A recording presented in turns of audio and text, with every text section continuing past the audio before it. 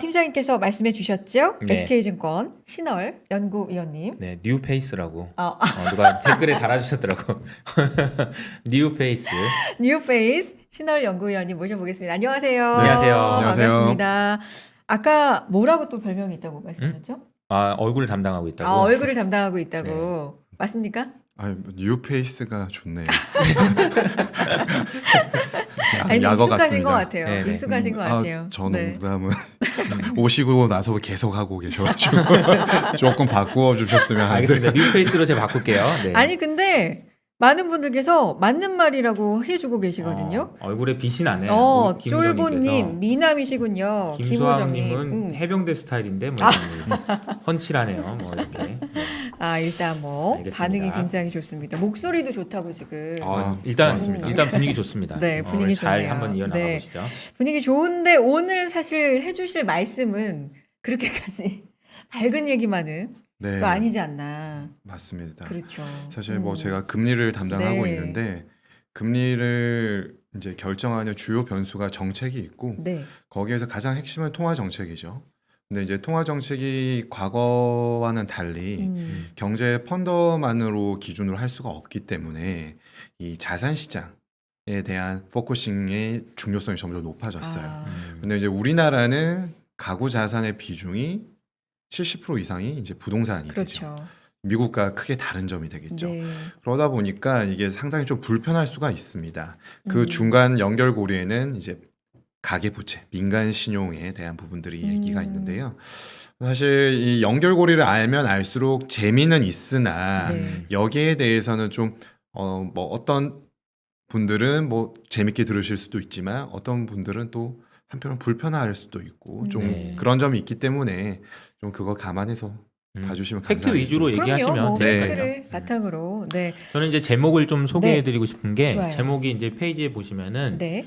리서치 센터가 쓰는 금융 안정 보고서라고 돼 있거든요. 네. 근데 왜 저게 저렇게 돼 있냐면 네. 금융 안정 보고서라는 거는 보통 중앙은행이 씁니다. 네, 그래서 이제 한국은행이 쓰는 거예요. 그렇죠. 근데 이제 리서치 센터가 그냥 한번 써본 거예요. 그렇게 보시면 되고요. 근데 금융 안정 보고서라고 쓸 정도로 사실은 뭐 자신 있게 준비한 굉장히 준비를 많이 했어요. 그래서 네. 내용을 뭐 다 소개해드리기는 어렵겠지만 재미있게 한번 들어주셨으면 좋겠습니다. 네. 문제는 부동산이야라는 또 구체적인 부제는 제목이 또 있고. 문제는 부동산이에요. 그러니까요. 문제는 부동산이야. 최근에 한국은행이 뭐 기준금리 인상을 예고하면서 사실 당초에는 뭐 연내 한 2번 정도 인상할 거다라는 네. 이야기도 있었는데 이게 뭐 수정될 가능성도 물론 있습니다만, 네. 네. 시장이 주목하고 있는 상황이라 더욱더 흥미롭게 다가오고요. 이게 70페이지에 네. 달합니다. 굉장히 또 맞습니다. 진짜 신경 써서 준비하신 것 같습니다. 자, 리서치 센터가 써본 써본 금융안정 보고서. 근데 신경 굉장히 많이 쓰신 시작해 보겠습니다. 어떤 네. 얘기부터 좀 해볼까요? 일단 우리가 생각해 볼 부분은요. 네. 왜 한국은행이 아까 제가 들어오기 전에 선진국 대열 네. 합류 이런 말씀하셨는데 음. 선진국 중에서 금리 인상에 대한 얘기를 하는 나라가 과연 어디가 있을까요? 한번 생각해 보시면 네. 기억나는 국가가 없을 겁니다. 네, 제일 빠른 국가가 이제 미국과 영국 정도 됩니다. 그런데 우리도 이제 개도국이라 하면 좀 기분 나쁘고 선진국이라면 약간 좀 겁나고 뭐 그러지 않습니까? 그런데 우리는 연내 한 번은 최소 할 것 같다. 그럼 왜 우리만 하는 걸까? 이 이문점에서부터 이제 시작되었다라고 네. 보시면 되겠고요. 뭐 들으시는 분들에 따라서 미국은 하는 거 아니야 이렇게 생각하실 수도 있지만 미국에서 지금 얘기 나오는 거는 테이퍼링을 할까 말까지 그렇죠. 그렇죠. 금리 인상은 아직 맞아요. 멀은 거예요. 네. 테이퍼링도 아직 구체적인 할까 말까. 가이던스도 나오지도 않은 상황인데 네. 우리는 질서 있는 정상화라는 이제 단어를 표방하면서 세 가지 기준을 제시하면서 네. 이거 되니까 이제 할 거야 음. 라고 말씀을 하셨죠. 네. 네. 한국은행에서는 특히나 1, 2회 금리 인상은 긴축이 아니다라는 이제 설명까지 있었습니다. 굉장히 네. 인상적이었죠 그때. 네. 그래서 이제 왜 우리만 하는 걸까 생각을 해보면 코로나가 정상화되면 지금은 조금 어렵지만 네. 코로나 정상화되면 경기에 좋은 거고 물가는 반등하기 마련이고 다 비슷한 현상인데 그리고 또 거기에다가 우리 모두 관심이 많은 자산 가격의 상승세도 대부분의 자산에서 나타나고 있지 않습니까? 네. 그런데 왜 정책의 판단과 향후 전망은 다를까? 라고 저는 계속 이제 의문점이 들었던 거죠. 네. 그래서 이제 거기에 대한 부분을 살펴보니 우리나라는 유독 이제 가계부채로 대표되는 민간 레버리지와 거기에 연동되는 이제 부동산에 굉장히 좀 민감하다라는 점을 알 수가 있었다. 크게 말씀드리자면 이제 요약해서 말씀드리면 이렇습니다. 부동산을 신경 많이 쓴다. 네, 그럴 그렇죠. 수밖에 없죠. 자산의 70%가 네, 뒤에 뭐 기술을 해놨는데 이 비율이 또 상당히 가파르게 올라가고 네. 있어요. 거주주택과 비거주주택의 합산 비중이 자산 내에서 71.7%를 작년에 기록했거든요. 19년도에 70%를 다시 상회했고 12년부터 18년도까지는 70% 이하였습니다. 네. 네. 그랬다가 지금 11년에 정고점에 거의 육박하는 수준인데 네. 아마 올해는 그 부분을 좀 깰 가능성도 있지 않을까라고 생각이 됩니다. 영끌이라고 하잖아요. 네. 몇 년 사이 그런 것도 굉장히 많이 이루어졌기 네. 때문에 비율은 뭐 줄진 않았겠다. 늘면 늘었지. 이런 그렇죠. 이제 생각이 얼핏 가구 들어요. 자산 중에서 네. 자기 자본금으로 대표되는 순자산의 네. 증가세보다 부채의 증가세가 한 1%포인트 정도 높았어요. 아, 5년 평균 정도 기준으로 했어. 그러면은 이제 부채를 많이 쓴 건 맞는데 그만큼 이제 주택에 대한 포지션을 쥔 가구들은 그 가격의 상승세가 더 가팔랐던 점은 확인할 수가 있겠죠. 그러한 부분들이 이제 뒤늦게 조금 기다리다가 이제 안 되겠다라고 하시는 분들에 있어서는 네. 이제 좀 부담감이 상당하죠. 그런 부분에 있어서 이제 한국은행이 좀 많이 신경을 쓰는 것 같습니다. 네. 네. 뭐 준비하신 자료를 한번 볼까요? 뭐 네네. 좀 전에 말씀드린 부분에 있어서 이 그래프를 보시게 되면 한국만 올해 4분기에 이제 금리 인상을 할 걸로 지금 나오고 있어요. 막대 네. 그래프 올라가고 있죠. 그런데 이제 뒤에 쭉 다 점선이나 실선들은 대부분 수평을 가고 있어요. 그랬다가 빠른 애들이 연준과 영란은행, BOE가 23년도에 금리 인상을 할 걸로 지금 블룸버그에서 예상을 하고 있습니다. 네. 예상치 예상치고, 기준이네요. 네, 예상치고 한국 채권 시장 내에서는 지금 8월 또는 10월로 양분되어 있으니까 5대5로 3분기 또는 4분기다. 우리나라만 같은 선진국 대열에 있는데 한 2개년도 정도 빠른 스탠스를 보이고 있는 것이죠. 그러면 이제 이게 필요할 수도 있겠지만 또 네. 그에 대한 영향력을 우리가 고려하지 않을 수가 없지 않습니까? 네. 그렇죠. 거기에서부터 이제 출발은 시작했다라고 보시면 되겠고요. 네. 뭐 좀 중요한 부분으로 말씀드릴게요. 네네. 예. 사실 이 그래프가 좀 재밌어요. 연준이나 이런 주요 선진국들은 정책 스탠스의 변화를 되게 조심스러워하면서 네. 뭐 팀장님이랑 저희 팀에서 많이 얘기를 했는데 연초부터 이제 인플레 때문에 엄청 걱정을 많이 네. 했어요. 정책이 어, 바뀔까봐. 맞아요. 근데 지금은 이제 그 얘기 쏙 들어갔지 않습니까? 그렇죠.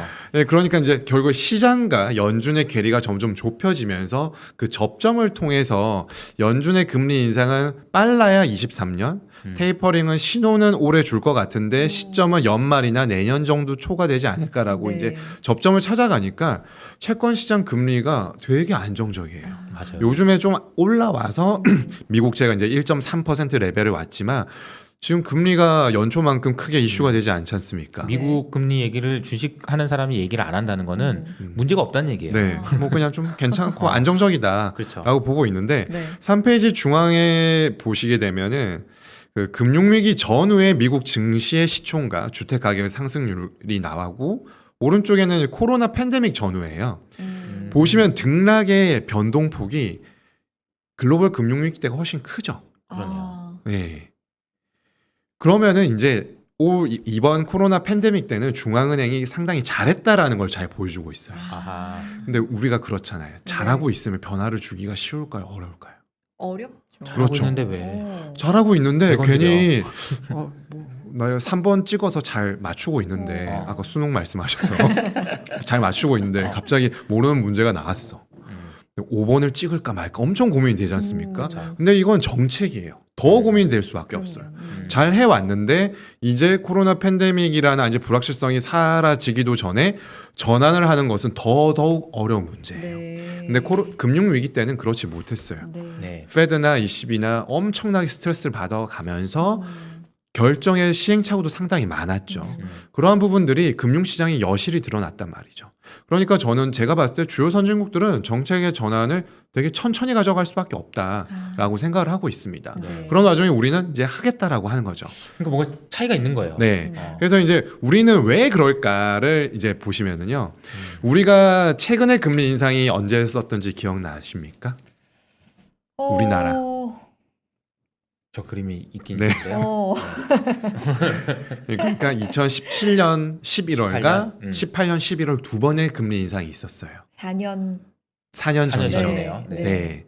그때 두 번의 금리 인상을 네. 했는데 채권 시장에서는 이제 그 4년 전으로 많이들 봤어요. 저도 당연히 그렇게 봤죠. 그랬는데 한은은 그렇지 않았어요. 왜냐? 그때는 대내적인 우리만의 펀더와 글로벌 그 경제 흐름과 연준의 스탠스를 살펴봤던 것이고요. 지금은 이게 코로나를 누구도 예상하지 못했잖아요. 그렇죠. 네. 그래서 한은은 연준이 액션 취하기 전에 되게 뜨뜻미지근하게 대응을 했었어요. 그랬다가 이제 연준이 과감하게 3월 달부터 액션을 취하니까 우리도 2월 금통위 때는 동결을 했다가 네. 작년에 그렇죠. 되게 그래서 실망을 많이 했지 않습니까? 그랬다가 3월에 하니까 긴급 회의가 소집되어서 금리 인하가 되고 그 다음에 6월에 또 이제 또 내려갔었습니다. 네. 그랬던 걸 보면 이제 이거는 대내적인 변수가 아니다라는 거죠. 외생 변수에 의한 통화 정책을 완화적으로 썼다라고 인식하는 것 같아요. 네. 그래서 과거 살펴보니까 2008년도에 금융위기가 터졌지 않습니까? 네. 그때도 역사상 최저 기준금리 2%를 도입을 했었어요. 그랬다가 금리 인상을 한 것은 2010년 7월이었습니다. 네. 딱 이제 최종 기준금리 인하를 하고 18개월밖에 안 걸렸어요. 근데 우리가 작년도 2QE 금리 인하를 했으니까 올해 3QE 하면 한 15개월, 4QE 하면 한 17개월 내외 정도 걸리는 거예요. 네. 그러니까 그때와 비슷해요. 대외 변수, 외생 변수에 있어서 하느니 마지못해 통화 정책을 완화적으로 가져가면은 얼추 끝날 것 같으면 빨리 정상화를 하고 싶은 게 한은의 스탠스인 것 같아요. 근데 이유가 필요하잖아요. 그렇죠. 근데 2010년은 괜찮았습니다. 우리 경제가. 네. 그때 중국의 이제 G2로 이제 중국이 부상하면서 네. 우리도 상당히 그 호조세를 보이면서 좀 수혜를 받았었죠. 수혜를 많이 받죠. 네. 우리 뭐 주식시장에서는 그때 이제 차화정이라고 해가지고 네. 굉장히 유명했습니다. 아, 랠리가. 맞아요. 네. 정말 그 핫했었. 그렇죠. 네. 네. 네. 뭐 아무튼 그랬었고요. 네. 그랬었는데 이제 이번에는 어떤가? 아까도 제가 말씀드렸잖아요. 경기 다 좀 올라오고 물가도 급등하고 있는 모습들 다 비슷해요. 네. 근데 우리만 그리고 우리는 더 선진국이 됐는데 왜 그럴까? 그러면은 정상화를 하고 싶은 욕구는 알겠어요. 네. 그런데 이유는 좀 달라졌다. 아 그때랑 달라졌다. 네. 그때랑 달라졌다라고 생각을 하면 이제 왜 달라졌을까? 금융 안정에 대한 정책의 목표가 굉장히 중요해졌어요. 금융위기 이후부터. 근데 우리는 더더욱 중요해진 것 같습니다. 왜냐하면 지난번 금리 인상 때도 저는 세 가지 요인을 말씀드리거든요. 우리 경제가 그때 2017년도에 주식도 좋았잖아요. 2,600, 700 레벨까지 갔었고 연준도 통화정책 정상화 이제 박차를 가기 시작했어요. 근데 핵심은 현 정부가 출범하면서 네. 가계부채를 관리하면서 부동산 시장 안정화를 딱 내민 때가 2017년 여름이었습니다. 그래서 17년도에 파리 대책이 나왔죠. 네. 그리고 17년도 이제 6월에 이주열 총재께서 하는 창립 기념사 때 통화정책 정상화가 필요하다. 누적된 금융 불균형 해소 필요성을 제기하셨어요. 네. 그때랑 너무 비슷해요. 근데 이제 연준은 그렇지 않은데 우리 경제 뭐 좀 괜찮은 건 다 알겠고 그건 누구나 마찬가지인데 이번에도 아니나 다를까 부동산 시장 안정화에 대한 얘기가 나오면서 네. 최근에 금융위원장이 새로 내정되셨잖아요. 네. 네. 그것 때문에 채권 시장은 또 혼돈에 빠졌습니다. 그왜 인상 무슨 영향인가요? 아, 네. 지난 금통위 때 네. 금리 인상 소수견을 제시한 분이 고승범 금통위원이셨는데 아하. 그분이 갑자기 이번에. 픽업이 되신 거예요. 네. 아하.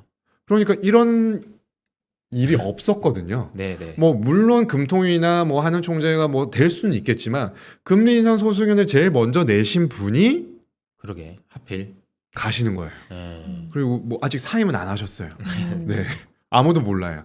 그러니까 정말 복잡한 상황이죠. 그런데 시점의 문제이지 네. 우리가 채권 시장에서는 운용력들은 이제 시점이 굉장히 중요하겠지만 네. 금리의 방향성이나 정책의 흐름들은 이제 충분히 우리가 큰 틀에서는 잡아갈 수 있다라고 보시면 될 것 같습니다. 네.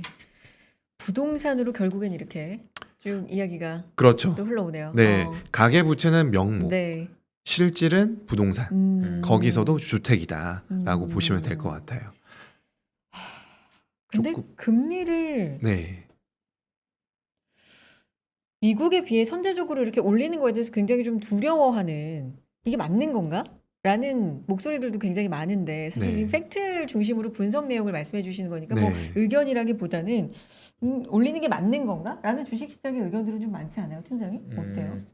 아직은 근데 주식시장에서는 뭐 솔직히 뭐 금리를 올리겠어 설마 막 이런 정도의 아. 느낌일 것 같아요. 올리고 나면 그때 진짜 올린 거야? 막 이런 분위기일 것 같아요. 왜냐면 뭐 주식 참여하시는 분들이 금리에 대해서 이게 되게 둔감해진 지 오래됐어요. 왜냐면은 뭐 별로 큰 변화가 없었기 때문에도 그렇고. 근데 저희 이제 뭐 신한연구원도 그렇고 저도 그렇고 한국은행에서 뭔가 변화가 있는 것 같고 네. 그게 이제 가능성이 높아 보이니 우리도 좀 대비해야 된다 이런 식으로 저는 말씀을 좀 드리고 있습니다. 네. 그래서 저도 채권 시장에 한 10년 정도 있었는데 한 80%는 기준금리 인상 인하가 뭐 증시에 큰 영향을 미친 적은 없었던 것 같아요. 맞아요. 좀 연속적이거나 좀 서프라이즈 할 때 조금 충격이나 호재로 받아들이지 뭐 크게 영향은 없는데 이제 우리가 좀 주목해야 될 부분은 선제적인 금리 인상을 했다가 잘 안 된 케이스가 있어요. 아, 대표적으로 우리 금융위기 이후에 2011년에 금리 인상을 했었던 유럽 중앙은행 ECB가 되겠죠. 아, 근데 이제 유로존의 소비자 물가가 2% 내외까지 올라오다 보니까 좀 금리 인상을 2번 정도 했습니다. 22에서. 네. 그랬다가 이제 2012년부터 이제 난리가 난 거죠. 음. 물론 유로존 재정 위기라는 게 있었지만 물가 측면에서 가장 이제 유로존이 취약했었다라고 볼 수가 있습니다. 그래서 이제 지금 이탈리아 총리인 마리오 드라기 그때 ECB 총재가 뭐든지 하겠다. 마이너스 금리도 도입하고 뭐 유로화를 살리기 네. 위해서 네. 내가 유로화 무슨 약세 행동이라도 하겠다 네. 이런 얘기를 했었죠. 그 말인즉슨 그때의 정책이 성공적이지 않았다라는 걸 보여주고 이번에도 ECB 회의에서 그런 얘기를 했죠. 과거 실패 과거 사례에서 교훈을 얻어야 된다. 그래서 우리는 완화적으로 간다. 이런 말씀을 하신 겁니다. 네. 그런데 이제 우리는 하겠다라고 너무 명시적으로 나왔어요. 아까 뭐 제 보고서가 감히 금융안정보고서를 띄고 있는데 그 한은에서는 6개월에 한 번씩 금융안정보고서를 진짜 내세요. 근데 아무래도 중앙은행이 자산시장에 대한 평가를 하기가 되게 어렵지 않습니까? 그렇죠. 뭐 이랬다 저랬다 하면 평가가 틀리면 이제 일단 좀 그렇고 조심스럽죠. 잘못된 가이던스를 제시하는 것도 네. 굉장히 좀 신중해야 되는데 이번 금융안정보고서는 되게 유의미한 그래프들이 있었어요.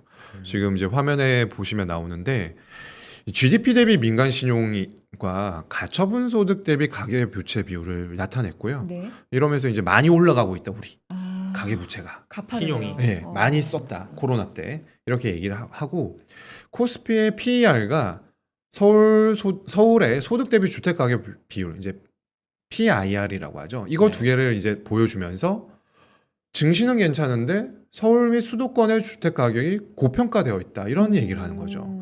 이 평가를 내리는 게 되게 조심스러운데 이렇게 되었고 금통위 때도 말씀하셨고 그 평가를 지난달이었습니다. 그 홍남기 경제부총리께서 이제 담화를 발표하셨어요. 대국민 담화. 그 자리에서 이 평가를 인용하셔서 중앙은행도 이렇게 얘기하고 있으니까 좀 조심해야 된다. 아하. 이렇게 말씀하셨었죠. 저도 기억이 나요. 한국은행이 뭐 부동산이 고점이다, 고평가돼 있다라는 표현을 쓰는 건 굉장히 좀 이례적이었다라는 그렇죠. 생각이 들었어요. 네. 그러니까 이거는 이러니 금리 인상 우리는 할 수 있으니까 지금 시그널을 주고 있어. 네. 나중에 금리 올리더라도 뭐라 하지 마. 음. 이렇게 해석하는 게 좀 더 적절하겠죠. 그러니까 좀 약간 저렴한 말로 좀 까는 과정 음. 이유를 네. 그렇죠. 왜냐하면 이제 밑밥을. 금융시장과 커뮤니케이션이 굉장히 중요해졌잖아요. 네. 그런 절차를 안 거치면 음. 나중에 엄청난 비판에 이제 직면하게 그렇죠. 됩니다. 그러다 보니까 이런 시그널을 좀 압축적으로 지금 5, 6월, 7월까지 줬다. 라고 보시면 될 것 같아요. 네. 그래서 이제 본격적인 내용은 이제부터인데 좀 네. 중요한 부분 중심으로 말씀드릴게요. 아까 가계 부채 되게 가팔랐잖아요. 그렇죠. 저도 이런 거 보면 겁나죠, 당연히. 글로벌 금융위기가 이제 부채 때문에 터졌으니까. 근데 이번에 코로나 팬데믹은 좀 사정이 다릅니다. 비단 우리나라만의 문제가 아니에요. 네.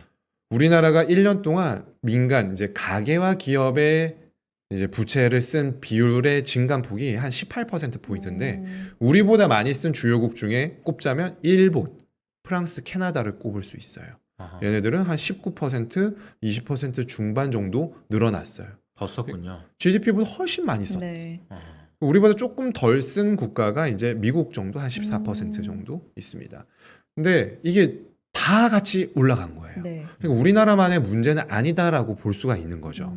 그리고 이제 이게 단기적으로 시점만 딱 찍으면은 이게 변동성이 있다 보니까 장기 이동평균선 기준으로 어느 정도 벗어났는지를 살펴보는 것이 이제 BIS 데이터에서 크레딧 투 GDP 갭이라는 그래프가 있는데요.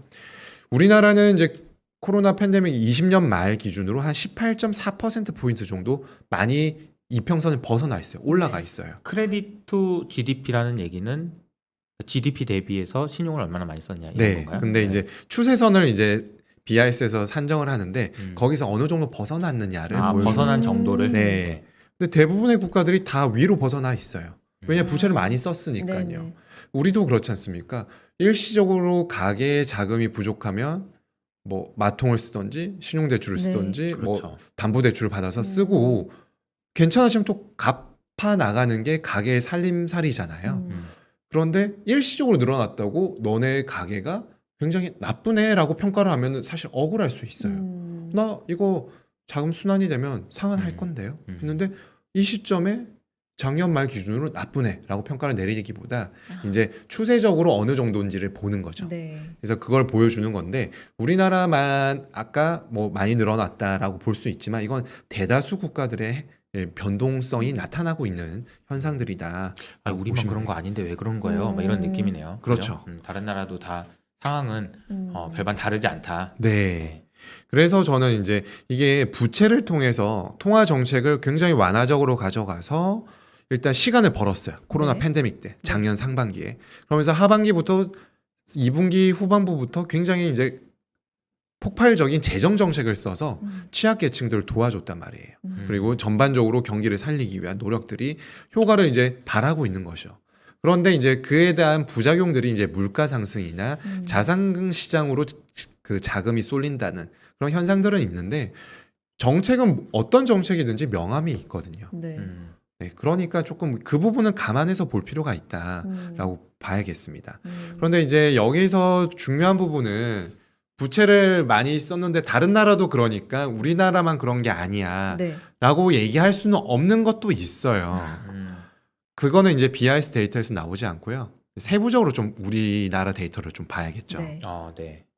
근데 이제 너무 이제 얘기가 깊이 들어가면 좀 그러니까 중요한 부분만 알겠습니다. 아, 그래 소득하고 주세요. 나이 기준으로만 좀 살펴볼게요. 우리나라만의 이제 좀 구체적으로 네. 좀 그래서 보자는 거죠. 우리가 문제야 이거 빨리 시정해야 돼라고 정책 당국이 시그널을 주는 데 있어서 왜 그럴까? 어디가 문제가 될까를 알아야 대응을 하지 않습니까? 네. 그 부분 한번 살펴보겠다는 거죠. 일단 소득 기준으로 리스크 요인은 아무래도 저소득층이 높지 않겠습니까? 그렇죠. 네. 당연한 얘기죠. 네. 그런데 이제 저소득층의 취약성이 좀 많이 가파르게 늘어났다라고 볼 수가 있어요.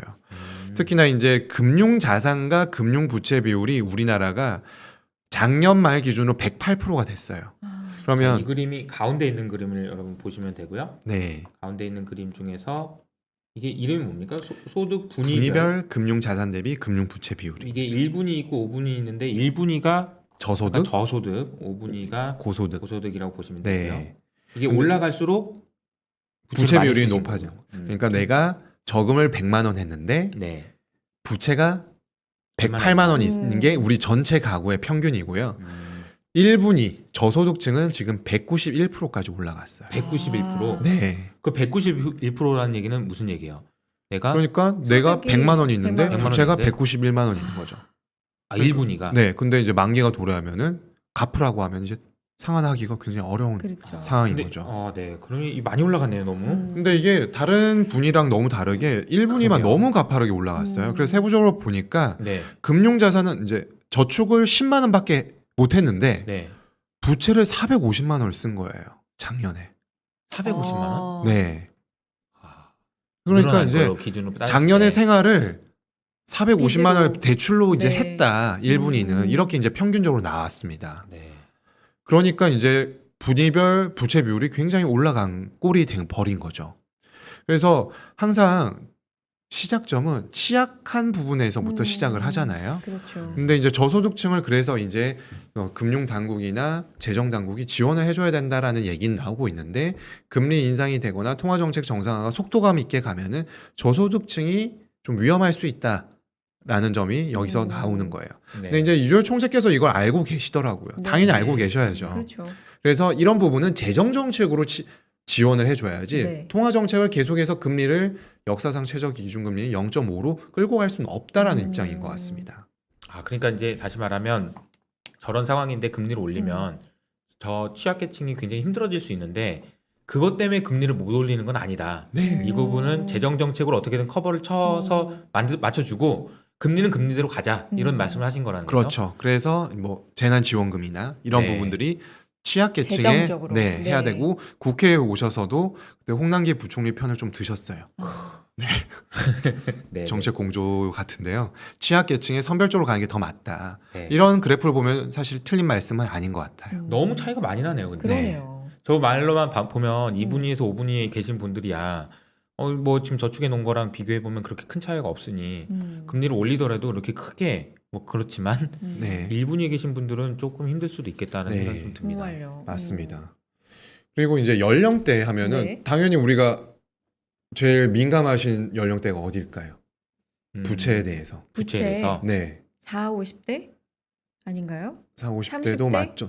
근데 누구 보면 20대? 이거 주관적이라서. 다 주관 다 비슷하죠. 네, 다. 근데 이제 굉장히 민감하신 분들이 대부분 젊은 사람들보다는 어르신들이 더. 아, 그래요? 그렇죠. 그러니까 이제 소득이 주니까 아. 소득이 줄거나 없어지니까 부채를 쓰는 거에 대해서 굉장히 조금 걱정을 하시는 게 당연한 거 아니겠습니까?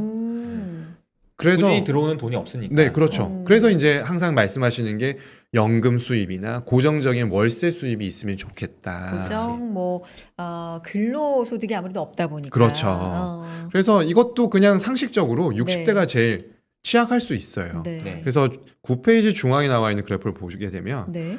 연령대별로 소득 대비 부채 비율을 제가 산정을 해 보니까 60대가 제일 높아요. 166%예요.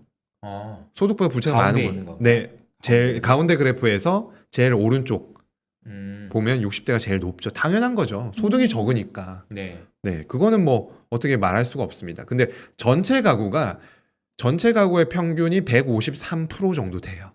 소득보다 부채가 많은 게. 그런데 여기서 평균을 넘는 게 60대는 당연한 거고 네. 30대와 40대가 평균을 넘습니다.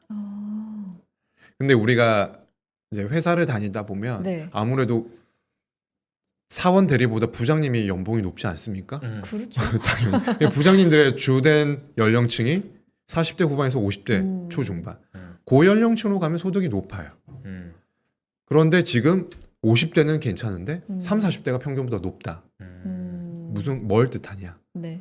30, 40대의 부채를 쓰는 게 상당히 많아졌다는 걸 보여주고 있습니다. 그림으로 봐도 30, 40대가 그러니까 과거에 비해서 확실히 좀 많이 늘어났다는 게 눈으로도 보이네요. 맞아요. 그렇죠. 30대보다 50대가 소득이 높겠죠. 대부분. 그렇죠. 네. 그리고 50대는 아무래도 부채를 이제 점점 조정을 하려고 할 거예요. 좀 줄여 나가려고. 네. 자산에서 부채의 비중을 줄여 나가고 30, 40대는 당연히 부채를 써서 최대한 자산을 늘려가려는 게 사람의 전반적인 이제 나이 연령대별 가구 자산을 늘려가는 패턴이거든요. 네. 이런 데서 나오는 거죠. 그런데 30, 40대가 평균보다 높다라는 네. 점에서 우리가 좀 착안을 해야 되고 네. 똑같이 이제 DSR 요즘 많이 들으시잖아요. 맞아요. 소득 대비 원리금 상환 비율이에요. 그래서 지금 1금융가는 40%로 규제를 하겠다. 더 빡세게 하겠다. 이런 말씀 들으세요. 더 강하게. 강화하겠다. 네. 지금 하고 있는데 네. 이것 또한 그 평균을 넘는 연령이 60대, 30대, 40대예요. 그런데 이제 당연히 60대는 소득이 주니까 부채가 있으면 이 비율은 올라갈 수밖에 없는데 30대와 40대는 그나마 조금 30대는 줄였어요. 20년도에. 근데 40대는 다시 늘었죠. 근데 평균보다 높아요. 한국은행에서 뭘 우려하냐면 네. 이 평균보다 높은 게 우려하는 게 아니라 네. 아까 부채의 증가 속도가 30, 40대가 굉장히 높아졌지 않습니까? 맞아요. 네.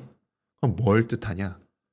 일단 부채를 썼고 이걸로 뭘 한 거네. 생활비가 모자라서 30, 40대가 쓸 가능성보다 뭘 했겠죠. 뭘 투자? 했지? 그렇죠.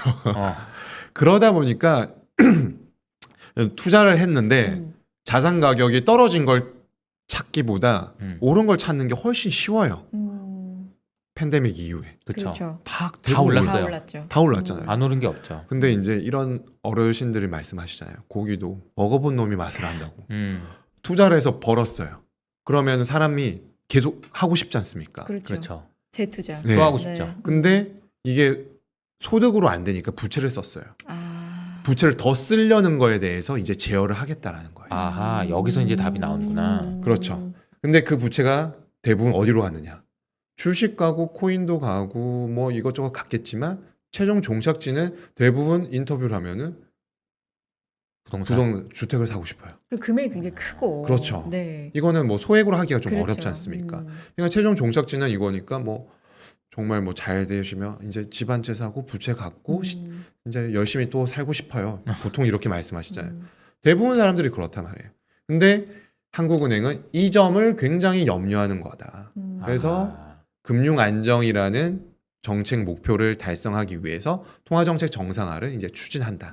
저는 그렇게 보고 있습니다. 금리를 올린다고 이게 진정되진 않겠으나 더 불길이 활활 타오르는 거는 막을 수 있겠다 이런 정도 느낌이라고 보면 되나요? 그렇죠. 그래서 최대한 할 수 있는 역할을 하겠다라는 거죠.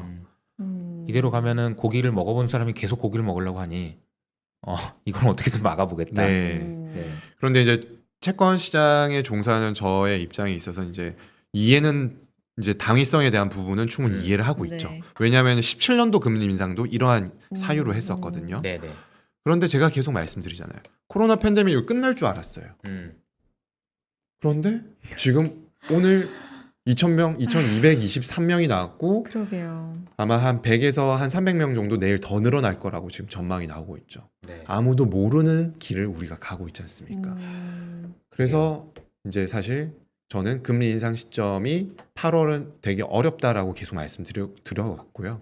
4분기를 말씀드렸는데 이러한 부분들이 사실 이 애널리스트는 전망이지만 과거에 ECB에서도 말씀하셨다시피 이게 우리한테 빨리 해서 긍정적인 효과가 있을지 부정적인 영향이 있을지 코스트 베네핏을 비교를 해야 되는 거예요. 네네. 사실 당국자분이 하실 역할이나 여기에서 사실 뭐 계속 채권 시장을 봐온 입장에서 고민은 있는 거죠. 그런데 이 가계부채만 얘기하면 한은의 스탠스를 더 이해하기가 좀 어렵습니다. 그래서 이제 부동산은 이번에 좀 열심히 탐구를 하고 이 보고서에 담아봤습니다. 문제는 내용이- 그래서 부동산이야. 네. 아. 그런데 이제 이미 한국은행은 감지를 하고 있죠. 네. 지금 작년 연말에 기억나시나요? 신용대출 막히니까 빨리 받아놔야 된다. 아, 정말 그때 네. 기억나요. 그리고 뭐 인터넷 은행도 있고 뭐 하니까 다들 뭐 핸드폰으로 이렇게 막 비대면 은행으로 막 하고 그러셨잖아요. 그래서 그 데이터를 보니까 10페이지 중앙에 있는 그래프를 보면 네. 작년도에 대출의 증가세는 기타 대출이 주로 대출의 증가세를 견인했어요. 네. 근데 이제 데이터를 전부 다 오픈하지는 않습니다. 한국은행에서. 근데 전화를 해서 여쭤보니 50% 이상은 신용대출과 마이너스 통장 아. 이런 직장인과 전문직 공무원들의 대출이다 아. 라고 한 거예요. 그런데 이 대출이 올 1분기에 급감을 했어요. 네. 쪼오기 시작하니까 이제 막힌 거죠. 어. 그런데 작년 하반기부터 주택담보대출은 3개 분기 연속 분기별 대출의 금액이 늘어나고 있어요. 네. 이 말이 이제 제일 오른쪽 그래프를 보시면 되는데 네. 너무 작아서 잘 안 보입니다만은 네. 그런 현상들이 나타나고 있는데 전체 가계부채의 증가세가 10%에 육박을 했거든요. 근데 현 정부의 금융 규제가 가계부채 안정화예요. 그런데 이 증가세는 지난 정부의 초이노믹스 이후에 나왔던 15년도 하반기부터 17년도 상반기까지가 가계부채 증가세가 2년 동안 10%를 넘었었거든요. 아, 정책의 결이 굉장히 다른데 증가세는 지금 비슷하다라는 거예요. 그러니까 가계부채 줄여야 되고 이게 자산시장으로 자금이 꽂히는 거를 막아야 된다라고 지금 굉장히 열심히 이제 정책에 대해서 이제 강조하고 계십니다. 생각을. 아. 네. 이런 이유군요. 금리 그러니까 인상 결국은 우리가, 이제 우리가 처음에 네. 이제 우리 뉴페이스님께서 네. 얘기해 주셨던 거는 아니 우리 왜 그러냐, 우리는 왜 이렇게 빠르냐 이런 얘기를 시작해서 쭉 논의를 이어가다 보니 뭐 결론은 부동산이 있고 그리고 이제 그 과정에서 일부 이제 계층별로 따져봐도 걱정되는 부분들이 좀 있다. 뭐 소득별, 나이별. 네. 네. 그래서 이제 뒤에 부동산 관련된 부분이 있는데 네. 시간 관계상 좀 관심 있어 할 부분만 네네. 제가 주된 좋아요. 말씀드릴게요. 네.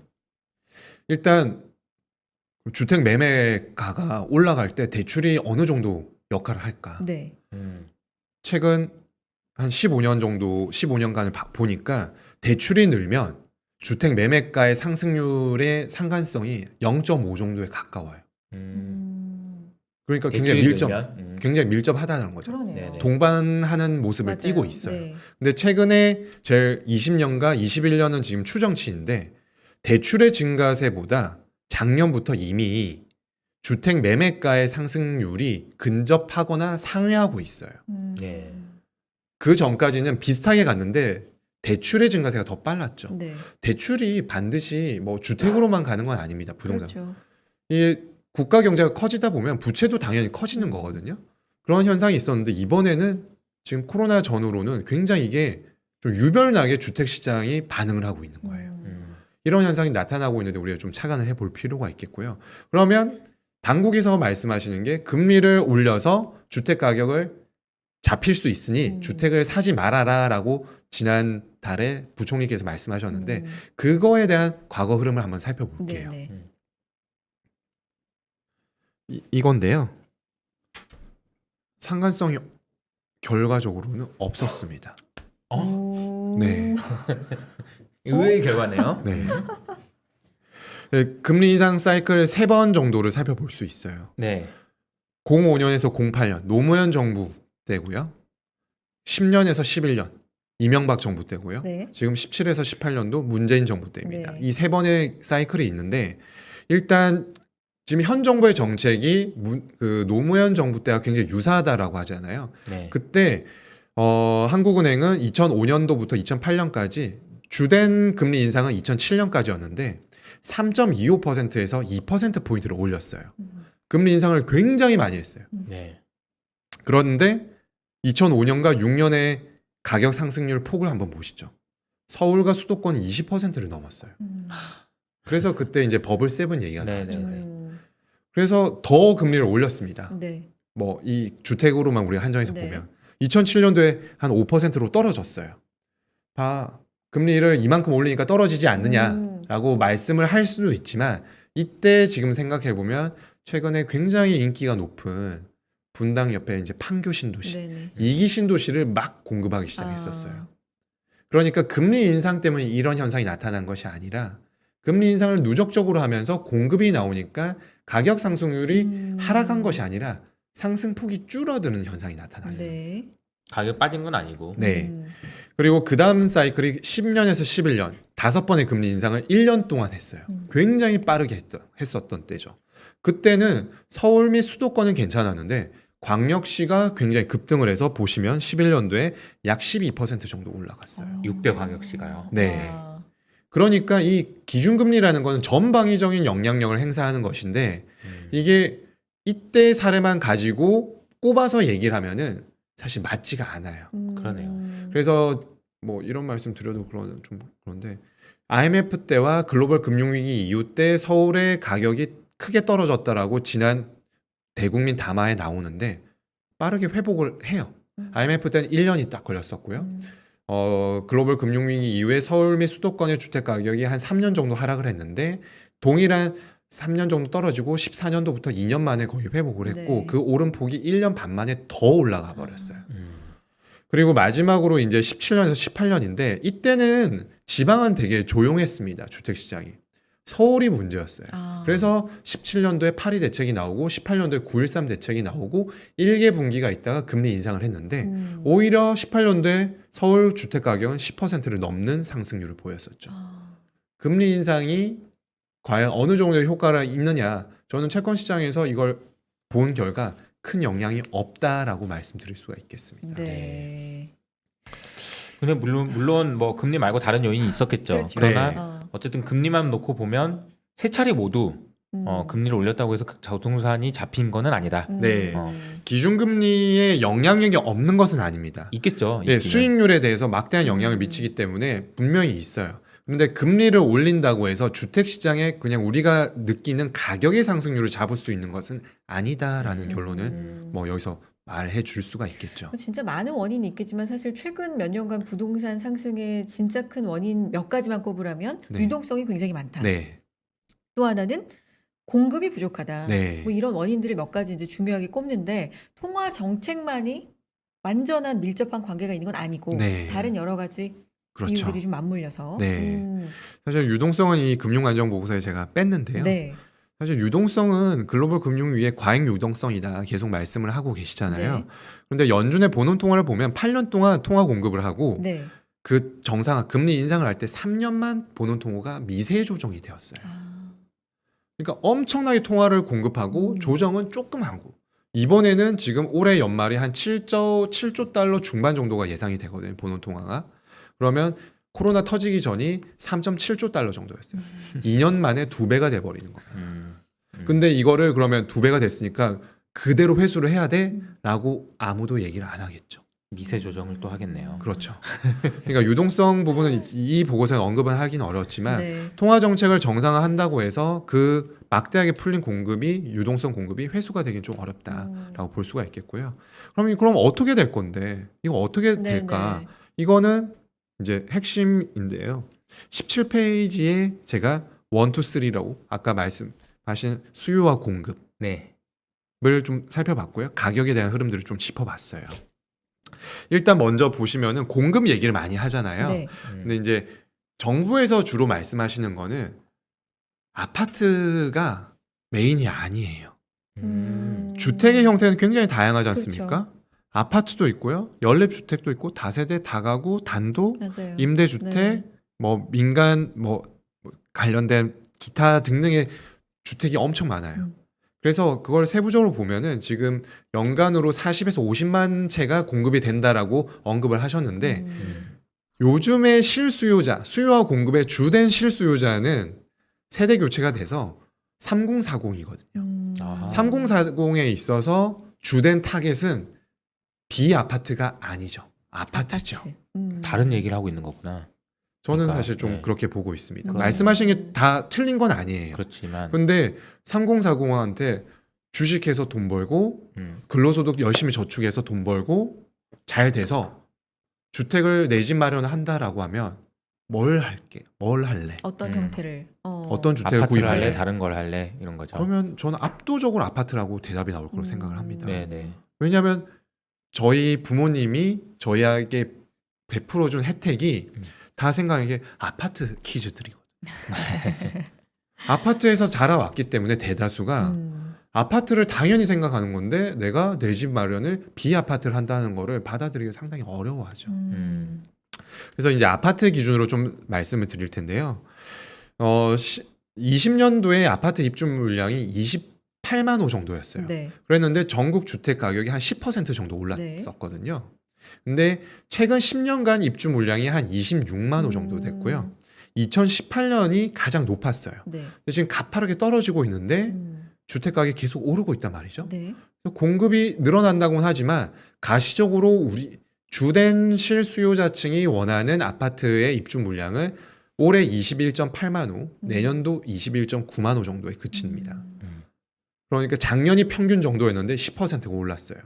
공급만 본다라면은 상당히 지금 미흡한 거죠. 그렇죠. 근데 특히 이제 서울 수도권이 한 12만 호 되는데 보통 한 2.5만 호 정도 서울이 가져가고 수도권이 한 9만 호 정도인데 지금 서울은 내년과 올해와 내년이 2만 호가 채 안 돼요. 네. 1만 호 정도, 1.5만 호 내외 정도에 그치고요. 수도권에 이제 인천 중심으로 한 10만 호 정도가 포진이 되어 있어요. 근데 이게 빠지고 나면 23년도부터는 더 급감을 하게 되는 거죠. 네. 공급이 부족하다는 말이 전혀 틀린 것이 아닙니다. 실수요자, 그냥 공급은 받고요. 수요자를 보게 되면은 되게 재밌는 그래프인데요. 중앙에 있는 그래프예요. 지역별 생애 첫 부동산 매수인 비율이에요. 등기를 하면 등기소에 이제 접수를 하고요. 이게 대법원 사이트에서 나오게 되거든요. 네. 데이터를 한번 살펴보니까 올해 서울의 생애 첫 부동산 매수인으로 올라간 비율이 약 33%예요. 그러니까 100건 중에 33건은 처음 부동산을 사는 사람들이 서울에 등기를 지금 접수를 하고 있다는 거예요. 젊은 세대가 많을 것 같다는 생각이 듭니다. 그러니까 집을 한 번도 안 사본 사람이 그렇죠. 올해 이렇게 많이 샀다고요? 네. 아하. 서울의 등기소에서 이건 대법원 사이트에 나오는 데이터거든요. 그렇군요. 그랬는데 20년도도 많이 올랐어요. 29%예요. 그 전에가 26이었으니까 한 해에 3%포인트가 올랐고 올해는 지금 4%포인트가 오르고 있는 거죠. 서서히 마무리를 좀 하죠. 네. 그래서 결론으로 좀 가보겠습니다. 이게 듣다 보니까 빠져들어요. 네, 이게 그러니까요. 왜냐하면 부동산에 대한 얘기는 진짜 너무 밀접하잖아요. 우리 그렇죠. 경제하고 그렇죠. 네. 그래서 막 공감하면서 듣게 되는데 이게 뭐 너무 방대한 이야기고 신경 써서 준비를 해주셨으니까 핵심만 짚어도 지금 사실 시간이 좀 부족해서. 그쵸? 통화 정책과 네. 가계 부채, 네. 부동산까지 언급하다 보니까 좀 네. 양이 상당히 많을 네. 수밖에 없는데요. 그래서 이제 결론을 다시 말씀드리자면은 통화 정책 정상화를 우리나라는 하는 것이 거의 확실시 되고 있습니다. 네. 그래서 저희 SK증권 리서치는 10월 금통위의 금리 인상을 보고 있고요. 10월. 네. 네. 그런데 코로나 팬데믹이 한 9월 안에 좀 잡혀야겠죠. 지금 추세로 가면은 이것 또한 확실하지 않다. 전제는 어느 정도는 조금 네. 그래도 그래서 이제 통화정책 정상화의 세 가지 기준이 코로나 네. 전개 상황 그리고 경기 회복의 흐름과 강도, 지속성을 말씀하셨고 네. 세 번째가 금융 불균형이었어요. 네. 근데 경기와 금융 불균형보다 중요한 게 코로나 아니겠습니까? 이거는 근데 사실 예측하기가 지금 어려워서 그럼요. 네. 그런 상황이죠. 그래서 코로나 흐름을 지금 현재까지는 고려하면 10월 금리 인상 가능성이 높은데 이 10월을 하더라도 타 주요국 대비 굉장히 가파른 빠르게 정책 정상화를 하는 것은 사실입니다. 그 이유는 이제 금융 불균형이 많이 누적이 되어 있다. 네. 자산 시중으로 자금이 너무 쏠리고 있다. 이거를 한국은행은 먼저 태핑을 해야 된다라고 얘기를 하는 거고 있는 거죠. 그래서 처음 말씀드린 것처럼 가계 부채가 늘어나서 취약한 계층들이 우리가 좀 살펴볼 수 있었고요. 네. 그리고 대출을 통해서 가격이 올라가는 흐름이 제가 뭐 주식과 코인 뭐 기타 등등을 말씀드리긴 어려웠지만 부동산 시장엔 반드시 좀 작용을 하고 있다. 이러한 점인데 향후에도 수요와 공급 그리고 뭐 가격은 조금 뭐 그래프상만 지금 띄워진 걸로 알고 있는데 이런 흐름들이 매매가의 하방 경직성을 좀 강화해 주다 보니까 네. 실수요자로 하여금 상당히 좀 어떻게 해서든지 간에 참여하고자 하는 그렇죠. 의지를 강화시키는 이런 형국들이 있습니다. 그러다 보니까 저는 결과적으로 말씀드리는 거는 이런 한국은행이 보고 있는 현상들이 조금 더 가속화되지 않을까라고 하고 있는 거죠. 그런데 그 전제 조건이 코로나인데 네. 이 코로나는 예측이 하기가 어려운 부분이다 그렇죠. 보니까 좀 상충되고 있어요. 네. 코로나가 이런데 한국은행은 정상화를 하겠다. 그러면 채권 시장은 막 불안하거든요. 근데 또 판단을 해야 되니까 조금 이제 이게 금리의 입장에서는 강세 요인과 약세 요인이 너무 극명하게 지금 대립하고 있는 양상이 아닌가라고 보여집니다. 네. 알겠습니다. 10월로 금리 인상을 일단은 뷰는 보고 계시지만 진짜 예측이 좀 힘든 코로나 네. 상황에 따라서. 네. 어떻게 보면은 금리를 이제 인상할 거라는 게 시장에 많이 반영이 네. 돼 있는데 코로나 상황에 따라서 좀 늦춰지거나 그럴 가능성도 있어 보이고 신월연구원이 예측을 하자면 이제 10월 가능성이 좀 높다. 네. 그렇게 보신 거고요. 그 이제 금리를 인상하는 그런 의사 결정을 하는 것이 네. 주식 시장을 포함한 자산 가격 뭐 여러 가지 금융 시장에 어떤 영향을 줄지는 계속해서 모니터링을 해야 될 것 그렇죠. 같아요. 네. 그리고 이제 과거에는 한은의 통화 정책에 대해서 이렇게 관심 많이 없다가 지금 어쨌든 변화가 있는 상황이니까 관심을 가져야 되는 것도 분명히 맞는 것 같습니다. 관련해서 좀 말씀을 해주셔서 감사합니다. 네. 네, 다음번에 뉴페이스님. 또 모시고. 네. 네. 마지막으로 또 뭐 마무리 발언 할까요? 네, 뭐 다 얘기하셨나요? 네. 네, 아유 충분히 귀한 자리에 네. 초청해 주셔서 네. 처음 대단히 나오셨는데 감사드리고요. 어떠셨어요? 네.